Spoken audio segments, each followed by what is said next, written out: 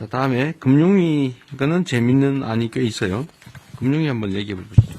예, 금융위 요약하겠습니다. 그 중대재해를 예방하는 데 있어서 경제적 불이익을 높이는 것이 중요하고, 금융 쪽에서는 결국 시장의 힘에 의해서 그 불이익을 높여나가는 방향으로 저희들이 대책을 추진을 하려고 하고 있습니다.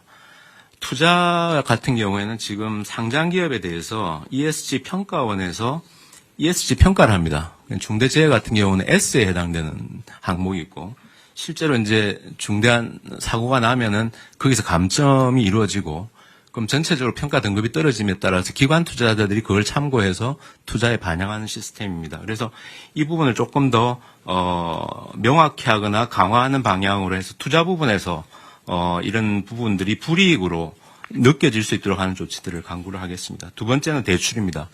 현재 대출도 각 그 은행의 내규상 여신 업무 기준에서 보면 사회 책임 경영 항목에서 기업의 평판 요소를 고려해서 평가하도록 되어 있습니다. 그래서 실제로 이런 일들이 일어나고 그것이 사회적으로 이슈가 되는 경우에는 대출 제한하는 것까지도 내규에 하고 있습니다. 할 수 있도록 되어 있습니다. 실제로 케이스를 한번 보고 이게 어떻게 작동되고 있는지를 한번 전반적으로 점검을 하고, 특히 중대재해 부분에 있어가지고는 이런 비재무 모형 평가할 때 조금 더 강화하는 방법들을 강구를 하겠습니다.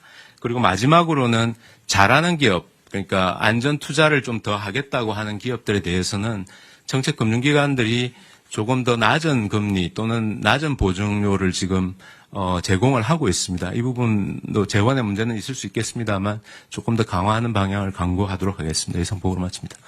네, 이 금융위 제안이 아주 재미있는 것 같아요.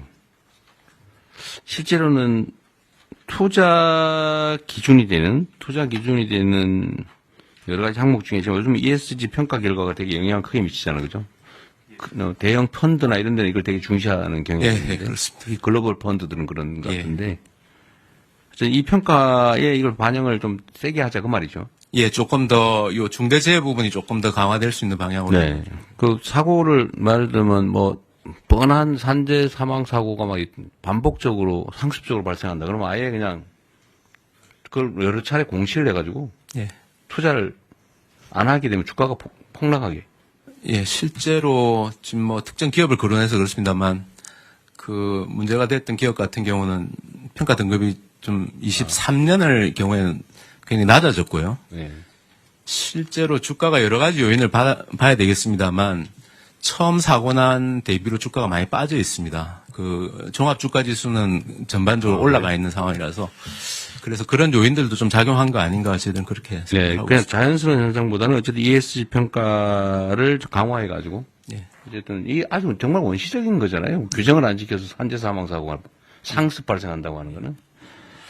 대출은 당장 우리가 어떤 조치를 할 수 있는 부분 같은데 이거는 실제 실행 계획을 좀 만들어서 예. 대출 제한이나 이런 걸 좀 해야 될 거 아니에요. 한번 현황을 한번 보겠습니다. 네. 예, 예. 실제 어떻게 작동하고 있는지 한번 보고 대책을 강구하겠습니다. 기준을 좀 만들어서 대출과 투자에 불이익이 있는 게 상장 회사들은 상당히 큰 타격이 있을 거 아니에요. 이런 경제적 제재를 실제로 해야 효과가 있을 것 같습니다. 처벌도 효과가 없지는 않은데